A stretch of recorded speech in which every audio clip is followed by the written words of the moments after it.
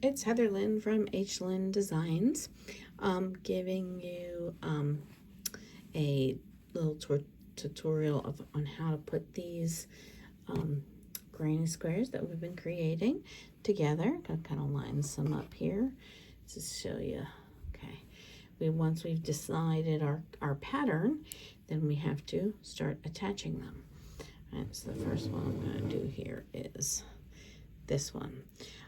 So once you lay them out, I find it's always good to take a picture, an overall photo, because you'll probably not finish the whole putting it together at the same time, and then that way you can refer back to the photo to figure out what you really liked. And then as you pick things up, I try to put like certain ones like on top of each other so that you stack them up in order, and then that way you'll have them in the corresponding rows, and then put one row on top of the other, and that just kind of helps you when you lay it back out. So let's just work on these two. So I'm doing it with black because it is the black yarn. Some people do a crochet stitch, but I am just going to be basically using, this is just a yarn needle that you can get. They're pretty flimsy, really easy to use.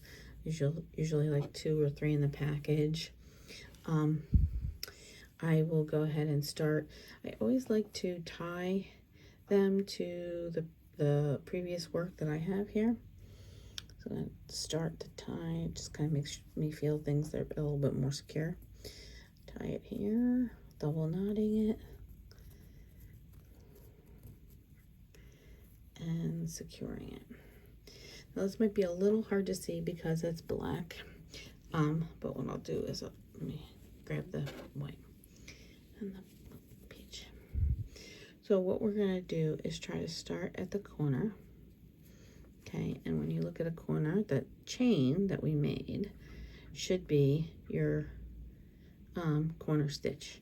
So we're going to put the needle through this chain and attach it to the chain on this one, right, so that they line up. Sorry, went on screen. So we'll be able to start the corners off at least, and then as we go through, we'll be coming through the first stitch here and grabbing this stitch, and then back up to the next stitch, and then back down. So we're just going to kind of keep weaving back and forth, using the stitches that are on top of our double crochets here. As you can see, there's 2 stitches here. I usually go under both, and then that will be the ones that we're connecting to. I'm going to show you on that one because, like I said, it does get a little bit hairy when you're looking at it in black. So because I just attached it here, tuck these under, I'm going to go and find the corner stitch, which should be right there. I'm just going right through the center of it and pulling my yarn up so that I have it starting coming out. Then I'm going to take a look at this one, and there's the corner stitch here. I'll go up through the center of it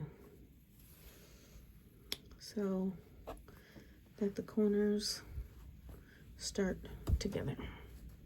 Okay. These other end pieces kind of out of your way there. So now, if you can see, I am in this stitch. I'm going to want to come down through this one,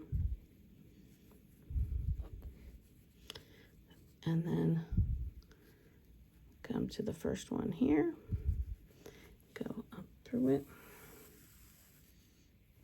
okay. And then I'll go over 1 stitch. Okay, so I'm in this one, and then I'm just going to put my needle through, go back up, and then come back and go up through that one.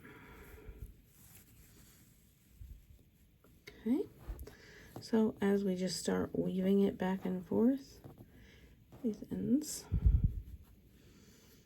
you'll see that it starts to even nicely.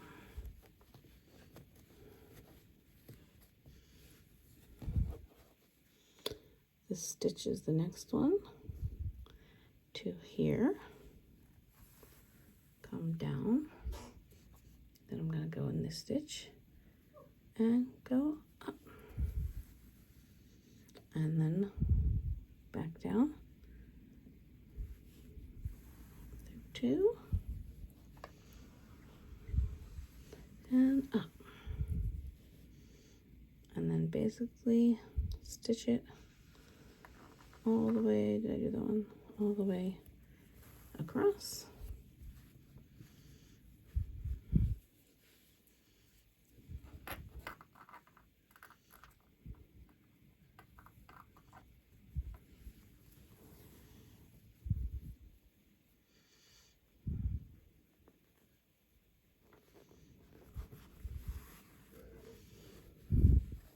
Okay, and then end up at the last one, and then you should be seeing that your 3 sets of double crochets are pretty much stacking on top of one another. So as long as they're doing that, you're going pretty good. If they're starting to get a little sideways, maybe you were missing some stitches, so you can try to correct it if you need to. Cut the yarn, take it out, and start again. It is hard to go backwards through the holes with the needle, or you can just kind of try and see if you can pull it back out. Alrighty, then, as I think I might have one more stitch. No, I think I'm at the corner now. I'm gonna go through this corner here. So I pull it out, and then gonna come in this corner right there. And what I will do before I tie it off, I will make sure to pull it, because sometimes as you're working along, you feel like you pull it a little bit tight. If you do that, then it could tighten up your stitch, and then if you're too tight, by the time you go to tie it off, once it's knotted, it's hard to undo. All right, I'm going to go back through this one stitch here, give myself a little loop, and basically just put the needle through it and do a slip knot, and then just pull it tight. And then I will put it back through underneath that one more time. I just like to double slip knot it.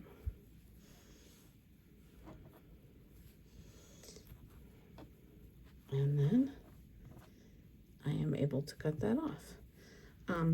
So as I was saying before, like with working your pieces in and unhiding your ends, what I like to do is kind of start like weaving this one down, right? And maybe getting it in through, just kind of weaving it through this one stitch, pulling it in here. So that kind of weaves this tail out and away, right?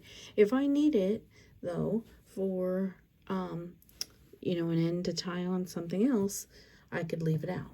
But I do like to thread it through if I want them to kind of start disappearing, so then that way I don't have to do them all later. Then I just cut it off right there, and that one is nice and tucked away, and I don't have to worry about it. You know, I have these ends over here, so I could always use those, and if I really needed something over here, I'm sure I could just tie on the yarn and start again to go ahead and do the stitch. All right, I hope that was good. Everybody have a good day.